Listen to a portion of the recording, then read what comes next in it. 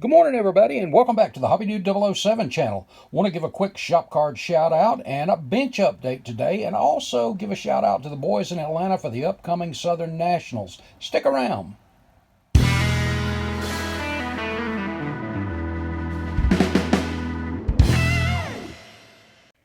Okay, guys, first up, this shop card is from Justin at JHartModelWorks. If you have not checked his channel out, head over there and do that. Let me tell you, the last several I've been just wow. He just finished a 69 Nova, which is off the chain. You got to go over there and take a look at this thing. Between the fender flares, the interior, the suspension, awesome stuff. That interior is really something too. Engine, all of it, all the way through. This thing is just awesome. Justin also does some great product reviews. He just did one on sanding sticks, an alternative on some aluminum ones, which I'd never heard of. So, hey, like I always say, we learn from each other, and that's some cool stuff. Justin, thank you so much for the great words on the back. Great support and encouragement there. And that's another thing great about we content creators. We do like to support each other. So if you haven't checked out Justin's channel, head over to JHartModelWorks. Check him out. Show him some love. Give him a sub and have a good time. And next up, we've got William at Ruckus Rods and Custom. Now, how do you not love Willis's? I mean, look at this thing. All things automotive, and that's definitely me. But what a cool card. And drag racing to boot, gassers, oh man. And let me tell you, William, thank you so much for your kind words of encouragement, and keep going. His channel is brand new, and he's got some great stuff on there already too. He doesn't have many videos yet, but he's coming on strong. Brand new channel, but some great content. So head over there and again, show him some love, and let's support one another. Give him a sub, give him a thumbs up, and you'll really enjoy what you see there too. Next up is a little plug I want to give for the guys in Atlanta for the Southern Nationals. Radwood is the theme this year. Last year it was precious metals, which is anything a metal color.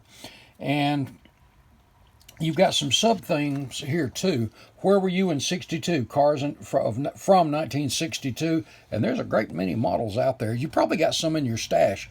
And whether it's Radwood, which is the main theme. And by the way, if you don't know what Radwood is, any car that was from 1980 to 1999 is considered a Radwood. And so you probably got some of those in your stash too. So if you're going, take a few extra if you have them, and let's fill those tables up and give them some great support there too. But I love themes, and y'all know I've told you that many times, and I love jumping into themes. And I pulled out like 6 different kits for the Radwood theme, trying to figure out, okay, what am I going to do? What am I going to do? What am I going to do? And I was at a show and ran into Bob Downey, one of the guys with the Atlanta Club, and he says, what about this? And I'm thinking, dude, I've already picked up that Mercedes from you, and I've got these other cars that I've got stacked up. And then I started thinking, the more I started thinking, I thought, that's it. I'll do a Prowler. And, you know, the thing with a Plymouth Prowler is it's such a unique car. It's a cool car, but I've never thought it was that beautiful a car. In fact, I really never cared for it that much. But so I thought for the theme, I would do one of these and have my own little flair to it. And I'm not going to reveal everything yet because there's some surprise stuff for Atlanta. And after that, I'll do a little video on it. But I went ahead and broke out a Prowler. And let me back up here a little bit. The Revel Prowler, and of course, you know, this thing is molded. Well, there's just the parts I didn't use are still in here, but everything is molded in purple, because I think that's the only way these things came was purple. So it was all molded in purple, so there was a lot of filling and sanding and all that kind of stuff to do. And like I said, after Atlanta, I'll give you the reveal. I will show you the engine. Oh, I'm sorry about that. This is the engine. Let me get down here a little bit. everything is pretty much done. I've just got to throw it together, that's the fun part. I did the belts in flat black, and then went back and did the pulleys in just Tester's gloss over the pulleys. And you can see where I did a wash over the aluminum faceplate there. Just lightly dry brushed over the intake and the, let me get my pointer here wherever it went. Over the pulleys back here, you can see a little bit of just a light, subtle little push, and then, like I said, dry brushed here. Did a wash on the engine so you can see it's a little bit of dirt, whatever you want to. I started to do a full wiring on this thing, but because of the way I'm going to have it displayed, I didn't think it necessary. The other thing is, when you look at the pictures online of the Prowlers, as well as this kit, where the wiring goes, you didn't see any of it. It's just covered up by this big chunk right here. So you can see the gloss black valve covers. I think this thing's turned out pretty well. Oil filter, and again, that wash down in around the engine block and on the back, the front and back of the alternator, you can see there. I tell you, the Tamiya panel line accent color, whether it's black, gray, brown, whatever you use it for, they just really do a great job. And the only other thing that's really not, well, like I said, I did my own little paint job kind of thing, but I did not use the stock wheels. I used the Pegasus 19 and 23 inch T's and the Pegasus disc brakes, which are behind these. Like I said, all I got to do is push all this together and it's done. But I'll do a reveal on it later, because that's something that's just, I don't want to let the cat out of the bag before Atlanta. The other thing was, I went over to Mason's Hot Rods and Hobbies, which y'all know is our local hobby shop here, and Alan, the owner, had purchased another collection from somewhere, and he had a bunch of bagged kits that were built, and this was in one of them. This Corvair was in one, and it, as I said, it was built, as you can see, and it just called to me. There's a few things. Whoever did it did a pretty decent job, even when they hand painted or Sharpied, I can't tell what that is, around the chrome trim. They did a really good job on it.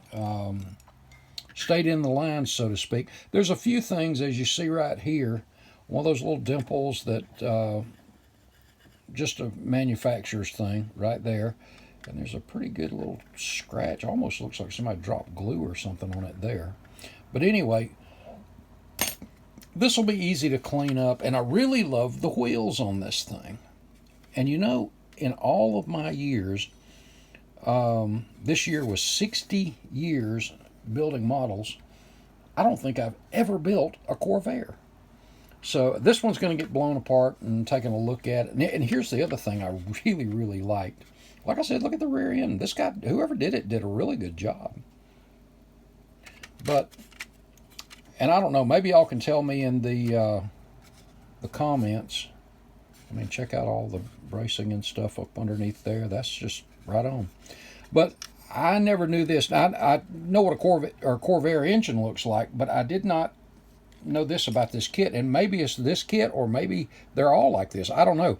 Do you see where this upper, well, I don't know if you can. There we go. This upper section where the belt goes to the top, this looks like it's a clear piece. It's transparent. And I really don't have enough light for that. Let me move the camera down to it. Yeah, there we go. This right here looks like it's, or it doesn't look like it, it is. It's a transparent piece.